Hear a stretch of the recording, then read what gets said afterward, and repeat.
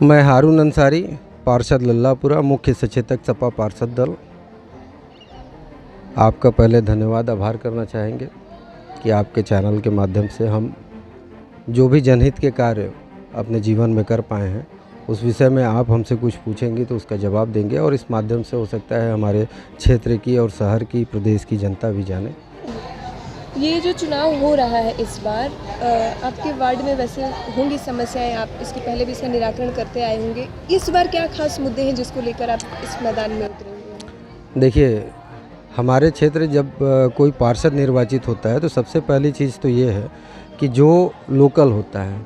तो वो बचपन से उन समस्याओं को फेस करते हुए आता है और अगर समाज में लोग उसको मौका देते हैं उसका निस्तारण करने के लिए निर्वाचित कर तो निश्चित उसका दायित्व बन जाता है कि उन समस्याओं को जिसको उसने बचपन से देखा हो उसका निस्तारण करे। और उन्हीं समस्याओं से मैं, मेरा परिवार, मेरे रिश्तेदार, मेरे क्षेत्रवासी, मेरे दोस्त सभी लोग जूझ रहे थे और ये समस्याओं पर आज भी काम चल रहा है। वो समस्या मैं अपने बचपन से देखते आ रहा हूँ जिसका आज तक कोई निस्तारण नहीं हुआ। अब जो भी कारण रहा हो या हो सकता है उन समस्याओं के प्रस्ताव बनाकर नगर निगम सदन से लेकर उच्च सदन तक जो भी जनप्रतिनिधि रहे हों वो लिख नहीं पाए हों, भेज नहीं पाए हों, क्योंकि समस्याएं जब सरकार के या जो है अधीनस्थ अधिकारियों के संज्ञान में आता है तो निश्चित तौर पर उस पर कार्रवाई होती है और अगर कार्रवाई नहीं होती है तो लोकतंत्र में एक व्यवस्था है कि हम अपनी आवाज़ लोकतांत्रिक व्यवस्था से धरने प्रदर्शन के माध्यम से, मीडिया के माध्यम से हम जनता तक ले जाएं और उच्च अधिकारियों तक पहुंचाएं। लेकिन इन सभी कार्यों पर जो भी जनप्रतिनिधि रहे हैं वो विफल रहे हैं और जो जनप्रतिनिधि जागरूक रहे हैं वो अपने समस्याओं का निस्तारण कराने में, चाहे कोई भी परिस्थिति रहे हो, कैसे भी हालात रहे हो, किसी की भी सरकार रही हो, निश्चित तौर पर वो उस काम को कराने में सफल रहे हैं। इस बार जनता आपको मौका देती है, एक बार फिर से आप चुनाव जीतते हैं, तो क्या महिलाओं के मुद्दे रहेंगे या समाज के रहेंगे या जैसे कि साफ सफाई, हेल्थ, किस सेक्टर पर आप ज़्यादा फोकस करना चाहेंगे? देखिए, फोकस तो सभी सेक्टर मेरे लिए महत्वपूर्ण है और मेरा जो फोकस था कि लोग बीमार होते हैं गंदगी के कारण। अभी कोविड के समय हम लोग देखें कि कितनी महामारी आई, पूरे देश दुनिया में लॉकडाउन लगाया गया, लोग घरों से बाहर नहीं रख रहे थे और बार बार सैनिटाइज़ करने के लिए, हाथ को धोने के लिए तमाम तरह की गाइडलाइन जारी हुई। तो सबसे बड़ी व्यवस्था अगर हम लोग दे सकते हैं और नगर निगम की व्यवस्था है कि साफ़ सफाई के ऊपर काम करना, तो मैं आपके चैनल के माध्यम से बताना चाहूँगा कि लॉकडाउन के समय जब पूरे शहर की रैंकिंग की गई तो मेरे लल्लापुरा की जो रैंकिंग थी वो नंबर 1 की पोजीशन पर थी और जिसमें दैनिक जागरण, हिंदुस्तान जैसे बड़े अखबारों ने उस चीज़ को छापा कि खबरें बनाई कि लल्लापुरा सफाई रैंकिंग में 1 नंबर की व्यवस्था में। दूसरी चीज़ कि महिलाओं कुछ समस्या, जैसे घरेलू जो महिलाएं हैं, गृहिणी हैं, तो हम जेंट्स तो अपना काम करके चले जाते हैं, नहाते धोते हैं, जो भी है ठीक, लेकिन पानी की समस्या सबसे ज़्यादा अगर किसी को होती है और ज़रूरत होती है तो महिलाओं को होती है, क्योंकि बिना पानी के उनके घर की जो है काम नहीं हो पाते हैं। तो इस सेक्टर में मैंने जो है चुनाव के पहले भी, यहीं पीछे अली सागर फातमान है, वहाँ पर मैंने 2016 में एक मिनी ट्यूबवेल लगाने का कार्य किया जिससे लगभग 400-600 भवनों को सप्लाई हो रही थी। इस समय वो ट्यूबवेल बैठ गया है, रिबोर की प्रोसेस में है। और निर्वाचित होने के बाद मैंने बराना बाबा ट्यूबवेल लगाया जिससे हनुमान मंदिर, हर समाज मंदिर, कबाड़ी गली, पौसरा इत्यादि लगभग 600 परिवारों को आज शुद्ध जल उपलब्ध हो पा रहा है और पर्याप्त मात्रा में पानी हो रहा है, जिससे हमारे क्षेत्र की महिलाओं को काफ़ी सुविधाएँ मिली हैं और सभी को सुविधाएँ मिली हैं। सीवर समस्या का ये हाल था कि पौसरा मस्जिद के पास या पौसरा तिराहा हो या मुगल कॉन्वेंट स्कूल हो, माता गुंड पुलिस चौकी तिराहा हो, काजीपुरा मैदान, ये ऐसे मुख्य पॉइंट थे जो सड़कों पर थे और सुबह शाम वहाँ पानी लगता था और लोग परेशान थे। उन समस्याओं का भी मैंने निस्तारण कराया और साथ ही साथ लल्लापुरा की विभिन्न गलियों के जो चौके सीवर डैमेज थे अंदर से या सीवर लाइन की दिक्कत थी, उन लाइनों को नई लाइनों डालने का कार्य कराया है, जिसे निर्वाचित होने के बाद प्रतिदिन हमको 15-20 कंप्लेनें, 10 कंप्लेनें आती थी। आज वो कंप्लेन हमको हफ्ते में 10 कंप्लेन मिलती है क्योंकि उसका अस्थायी तौर पर निस्तारण हुआ। दूसरी चीज़, सफाई व्यवस्था की मैंने बात बताई थी। आगे अपना जो उद्देश्य है कि एक बेहतर व्यवस्था लोगों को दें। जैसे इस समय डेंगू का प्रकोप है, आज डेंगू के प्रकोप का मुख्य कारण यह है कि लोग अपने घरों में भी थोड़ा, आपके चैनल के माध्यम से कहना चाहेंगे कि अपने घरों में भी थोड़ा ध्यान दें। कहीं पानी अगर जमा हो रहा है तो उसको हटाएं और साफ़ सफाई की व्यवस्था रखें, क्योंकि सफाई रहेगी तो संक्रमण किसी भी तरीके का नहीं फैलेगा। और जो नगर निगम की व्यवस्था है, जैसे अभी रोड पर काम चल रहा है मुस्लिम इंटर कॉलेज से चकरधारी स्कूल तक, इसकी लगभग 2 से 3 फीट गहरी नालियाँ थी, जो मैं अपने बचपन से लगभग 30 साल से, अगर होश में संभाला हूँ 35 साल, तो मैं वो देखते आ रहा हूँ। और बरसात का पानी उसमें जाता है, बारिश के पानी जाता है, और बाकी दिनों में वो एक तरीके से कह सकते हैं कि मच्छर की फैक्ट्री बनी हुई थी।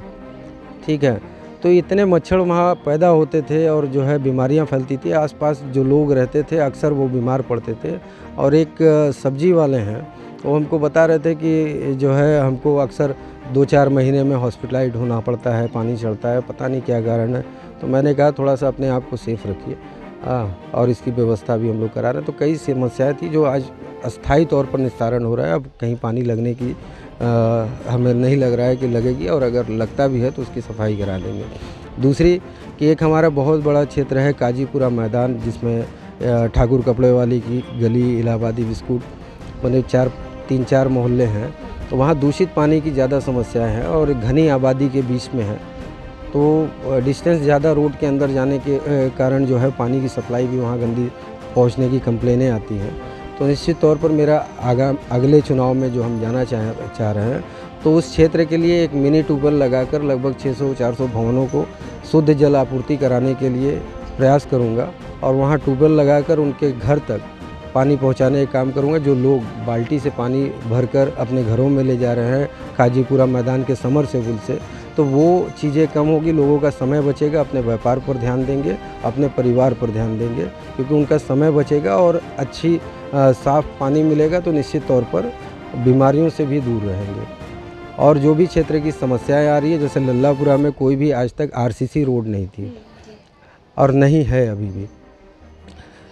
यही एक रात मस्जिद हनुमान मंदिर रोड है, लगभग 50 दुकान है उस रोड पर, लेकिन वो चौके लगे हुए रास्ते पर लिंक गली, उसको लोग कहते हैं कि गली में दुकान, लेकिन वो आरसीसी रोड बनने के बाद निश्चित तौर पर वो रोड पर मकान आ जाएंगे, उनके मकान के वैल्यूएशन बढ़ जाएंगे, उनकी दुकानों की जो है वैल्यूएशन बढ़ जाएंगी, और जो टोटो ऑटो या जो है अन्य साधनों से लोग पहुंचते हैं तो उनको भी लगेगा कि हम किसी रोड की दुकान पर जा रहे हैं। जो भी व्यापारी आते हैं, क्योंकि हम लोगों का बुनकर बहुल क्षेत्र है और मैन्युफैक्चरिंग का काम है, मैं भी बुनकर हूँ और मेरा भी काम मैन्युफैक्चरिंग का है। तो जो टूरिस्ट आते हैं बनारस में, दुकानों पर जाते हैं, बहुत सारे होटल के लोग उनको आकर हम लोगों की फैक्ट्रियाँ दिखाते हैं, कारखाने दिखाते हैं, और यहाँ से माल भी वो परचेजिंग करते हैं। हो सकता है कि वो अपने घर के लिए भी करते हों, अपने रिलेशन के लोगों के लिए, या फिर जो है उसका व्यापार भी करते हों। तो निश्चित तौर पर हम लोग लल्लापुरा से एक सस्ते में बनारसी साड़ियों का व्यापार करते हैं, क्योंकि दुकानों पर जाने के बाद जितने हाथ वो बढ़ेगा तो उसकी कॉस्ट उतना बढ़ता है, क्योंकि हर आदमी अपना प्रॉफिट रखकर ही काम करता है, जिससे उसके परिवार की जीविका चलती है। तो निश्चित तौर पर लल्लापुरा जो व्यापारी आते हैं, जिस भी फील्ड से आते हैं, चाहे बुनकर फैब्रिक्स खरीदने के लिए या जिससे, तो उनको भी सहूलियत मिलेगी और उनको भी ये महसूस होगा कि हम लल्लापुरा बुनकर क्षेत्र में भी जाने के बाद यहाँ सफाई व्यवस्था और रोडों की स्थिति, नालियों की स्थिति काफ़ी अच्छी है और कोई समस्या यहाँ नहीं है। ये डेंगू इस समय बहुत तेज़ी से फैला है, जिसमें पूरे देश में एक एहतियात के तौर पर साफ़ सफाई और बाकी चीज़ों की, तो यहाँ फॉगिंग वॉगिंग की व्यवस्था और बाकी चीज़ें पर ध्यान दिया जा रहा है। बिल्कुल, फॉगिंग जागरूक करना और बाकी लोगों को जागरूक करने के लिए जो सोशल मीडिया पर, व्हाट्सएप ग्रुप में जो मैसेज चलाए जा रहे हैं, उनको जो है बार बार बताया भी जा रहा है। और नगर निगम व्यवस्था से हम लोग संक्रमण विभाग से उसको सैनिटाइज़ कराने का भी कार्य कर रहे हैं और लगातार धुआं छिड़काव का कार्य कर रहे हैं, क्योंकि व्यवस्थाएं थोड़ी कम हैं, लेकिन क्षेत्र बड़ा है। अब उन व्यवस्थाओं, उतने ही सीमित संसाधन में पर्याप्त सुविधाएं हम लोग नहीं दे पा रहे हैं, जिसके लिए हम लोग संघर्ष भी कर रहे हैं और अधिकारियों को अवगत भी करा रहे हैं कि कम से कम इन लोगों को डीजल, पेट्रोल थोड़ा ज़्यादा दें, ताकि कुछ ज़्यादा क्षेत्रों को हम लोग कवर कर सकें। एक आखिरी सवाल आपसे है, जैसे कि आप अभी वर्तमान में भी हैं यहाँ पे काशी में, तो आप अपने कामों का अगर मूल्यांकन करना चाहें तो आप अपने आप को कितने नंबर देना चाहेंगे?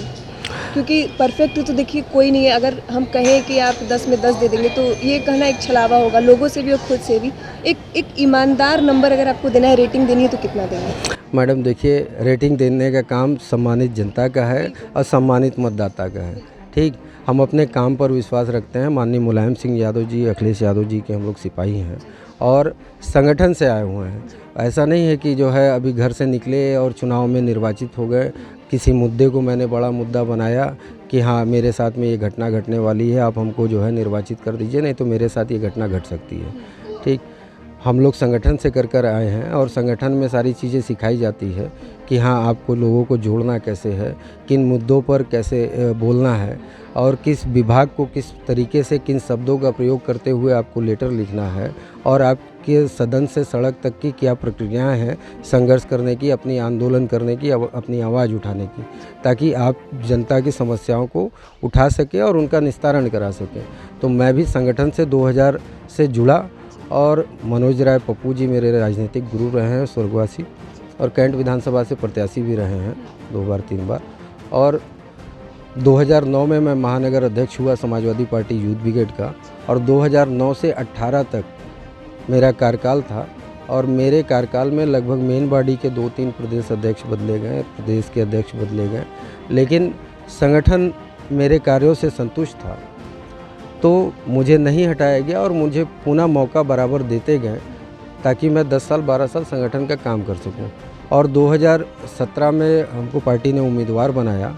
सिटिंग सीट पर जो है टिकट हमको दिया गया क्योंकि निर्वाचित पार्षद यहाँ 3 बार सपा के ही थे,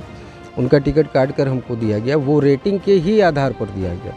उस रेटिंग का आधार ये था कि 12 से 17 तक समाजवादी पार्टी की सरकार थी, माननीय अखिलेश यादव जी मुख्यमंत्री थे और हम लोग संगठन में रहते हुए 10 करोड़ से ऊपर का काम इस शहर के विकास के लिए और अपने लल्लापुरा के विकास के लिए मैंने किया, जिसमें एक ट्यूबवेल मैंने यहाँ लगवाया फातवान में जो लगभग 25-30 लाख के बजट का था और उसके बाद एक सब स्टेशन मैंने प्रस्ताव दिया माननीय मुख्यमंत्री जी को कि लल्लापुरा बुनकरों की स्थिति बड़ी ख़राब है और 4 घंटा ओवर रेस्टिंग के नाम पर जो है लाइट काटी जा रही है सब स्टेशन हीट होने के कारण, ट्रांसफार्मर्स गर्म होने के कारण। तो एक नया सब स्टेशन नगर निगम पर बनाया गया और 20 MVA यानी 20 MVA 20,000 किलोवाट 10,000 किलोवाट का लोड जो है उस पर ट्रांसफ़र किया गया ताकि बुनकरों की स्थिति जो बिजली कटौती की वजह से दिक्कत में हो रही थी और उनके प्रोटेक्शन कम हो रहे थे, उसके ऊपर भी माननीय मुख्यमंत्री जी ने, अखिलेश यादव जी ने ध्यान देते हुए उसको कराने का कार्य किया। वो भी लंबे बजट का काम था। दूसरी चीज़, नंबर देने के लिए तो जनता को मैंने कहा कि जो है हमारे क्षेत्र की आवाम है और जो सीख कर संगठन से आता है, क्योंकि आप वोट एक दिन देते हैं और अपने 5 साल के भविष्य का तय करते हैं कि आपके बीच कौन रहेगा और आपके समस्याओं का समाधान कौन करेगा। समाधान होना एक अस्थायी तौर पर एक रूटीन वे है, जैसे झाड़ू लगना रूटीन वे है, सीवर की सफाई रूटीन वे है। ठीक, कभी कोई त्यौहार आता है, कोई जो है शादी फंक्शन होता है या कोई भी ऐसा मौका आता है, पर्व रहता है, तो उस समय विशेष सफाई अभियान चलवाया जाता है। तो वो अस्थायी समाधान नहीं है। अस्थायी समाधान ये है कि अगर किसी की कंप्लेन लगातार 4 बार अगर उस गली की या उस सड़क की आ रही है तो उसका अस्थायी समाधान महीने, 2 महीने, 4 महीने में कैसे हो सके, तो मैंने उस पर काम किया है और मैं अपने कार्यों से संतुष्ट हूँ। बाकी हमको नंबर देने के लिए हमारे क्षेत्र की सम्मानित जनता है और मेरे शहरवासी हैं। हम लोग काम पर भरोसा रखते हैं, चाहे मैं पार्षद रहूँ ना रहूँ या रहा हूँ या नहीं रहा हूँ, तो भी मैंने अपने लल्लापुरा के लिए हमेशा कार्य किया है, अपने शहरवासियों के लिए काम किया है, क्योंकि मैं 90 वार्डों का अध्यक्ष था यूथ ब्रिगेड। ठीक, और सरकार में रहते हुए मैंने काम किया और सरकार में रहते हुए जिन्होंने काम नहीं किया उसका ही कारण था कि मैंने अपना डाटा रखा और जनसूचना से लेकर जो है उनके 15 सालों के कार्यकाल का डाटा मैंने दिया कि 5 साल पूर्ण बहुमत की सरकार में उनका ये रेटिंग है विकास कार्यों का जो अपने क्षेत्र में उन्होंने किया है और मैंने 5 साल में ये काम किया है और ये रेटिंग है। अब इस काम के आधार पर माननीय प्रदेश अध्यक्ष जी, नगर अध्यक्ष जी, सारे लोगों ने राष्ट्रीय अध्यक्ष जी के सामने ये डाटा गया और उन्होंने देखा कि हाँ क्या है डिफरेंस ज़मीन और आसमान का। इसी को आधार मानते हुए उनका टिकट काट कर हमको दिया गया और मैं निर्वाचित हुआ। लोगों ने मुझे विश्वास जताया मुझ पर और मुझे निर्वाचित किया, और निर्वाचित होने के बाद भी पार्टी ने मुझे इतनी बड़ी जिम्मेदारी दी कि मुझे उसकी कल्पना नहीं थी कि मैं पहली बार निर्वाचित होऊंगा और मुझे सपा पार्षद दल का मुख्य सचेतक बनाया जाएगा। ये मुझे भरोसा नहीं था और ना ही उम्मीद थी, क्योंकि सीनियर और उसकी बात होती है। लेकिन पार्टी ने मेरे कार्यों को, मेरे बातों को और मेरे संगठन के अनुभव को ऊपर रखते हुए मुझे ये मौका दिया, जिसके बल पर मैं अपने सभी सम्मानित पार्षद साथियों का और अपने क्षेत्र के साथियों का, सम्मानित जनता का काम कराने में लगातार संघर्ष करता हूँ। और चाहे वो सरैया की हो, समस्या सारनाथ की हो, जो भी समाजवादी पार्टी के पार्षद हैं और जो भी प्रत्याशी रहे हैं, या कोई आम जन की भी शिकायत किसी भी क्षेत्र से आती है जो मेरे शहर के निवासी हैं, तो निश्चित तौर पर मैं उस समस्याओं को नगर आयुक्त, अपर नगर आयुक्त या संबंधित अधिकारी को मैं अवगत कराता हूं और उसका फीडबैक लेता हूं, ताकि उनके समस्याओं का निस्तारण हो सके। एक लास्ट, जनता को एक मैसेज, सोशल मैसेज। जनता को एक सोशल मैसेज ये देना चाहेंगे कि सबसे पहले, क्योंकि ये पार्षद का चुनाव एक छोटा चुनाव है, कहते हैं कि राजनीति की इकाई की पहली निर्वाचन सीढ़ी है। कोई छात्रसंघ से चुन के आता है, कोई नगर निगम चुन के जाता है, लेकिन चुनते वहाँ छात्र हैं और नगर निगम में और प्रधान चुनते आप हैं। तो आपसे, अपने क्षेत्र वासियों से ये मैं कहना चाहूँगा कि सबसे पहले निर्वाचित होने के पहले उसका जो है राजनीतिक बैकग्राउंड ज़रूर देखें कि क्या वो आपकी समस्याओं को निस्तारण कराने में उनके अंदर राजनीति की गुण हैं, लोगों के प्रति जो है संवेदनशील रहते हैं या नहीं रहते हैं। ठीक, तो ये चीज़ें ज़रूरी है। और आपके बीच का हो, आपके क्षेत्र के हों या फिर अगल बगल भी क्षेत्रों के हों, लेकिन आपके क्षेत्रों के लिए अगर सदैव तत्पर रहते हैं आपकी समस्याओं के निस्तारण के लिए, तो मैं सम्मानित आवाम से यही कहना चाहूँगा। चुनाव आता है, हर कोई अपना झोला लेकर आता है, उसमें से क्या क्या निकलता है ये मैं नहीं कहना चाहूँगा। तो उन चीज़ों का प्रयोग करके जब निर्वाचित होकर आदमी सदन पहुँचता है, तो उस सदन में आपकी बात नहीं हो पाती है। और जो संघर्ष करके आता है सड़क से और गलियों से और संगठन से होकर आता है, तो निश्चित तौर पर आपकी बात करेगा और आपकी समस्याओं को अपनी समस्या समझकर उसका निस्तारण कराएगा। क्योंकि जो जनप्रतिनिधि ये सोचेगा कि मैं आज पार्षद हूँ, कल नहीं रहूँगा, कल मेरी उम्र हो जाएगी, तो वो अपने क्षेत्र का विकास कराएगा। और इसलिए कराएगा कि कल मेरे आने वाली पीढ़ी, मेरे बच्चे क्षेत्र में घूमें तो कोई ये ना कहे कि इनके पिताजी जो है पार्षद थे, उस समय कोई काम नहीं हो पाया, इन्होंने इतना शोषण किया, इतना जो है लोगों को परेशान किया। तो जो जनप्रतिनिधि अपनी भावनाओं को इस नज़रिए से देखेगा, निश्चित तौर पर जनता उसको जो है विजयी कराएगी और रिकॉर्ड तोड़ से वोटों से उसके जिताकर सदन में भेजने का कार्य करेगी। और मुझे भी ये विश्वास है कि मेरे लल्लापुरा के सम्मानित भाई बहनें और दोस्त जो भी हैं, सारे लोग मुझे पूर्ण बहुमत से और भारी मतों से जिताकर हमको भेजने का काम करेंगे सदन में। क्योंकि मैं लगातार आपकी आवाज़ सदन से लेकर इलेक्ट्रॉनिक मीडिया, प्रिंट मीडिया, सभी माध्यमों से उठाता रहता हूं, जिसको मेरे क्षेत्र के और शहर के, प्रदेश के सारे लोग पढ़ते भी हैं। और ये तभी उठ पाएगा जब आपका पार्षद जागरूक होगा, और जब आपका पार्षद जागरूक होगा और संगठन का अनुभव उसके पास होगा, तभी वो ड्राफ्टिंग कर पाएगा, लिख पाएगा और आपकी समस्याओं को निचले पायदान से उच्च अधिकारी तक पहुंचा पाएगा।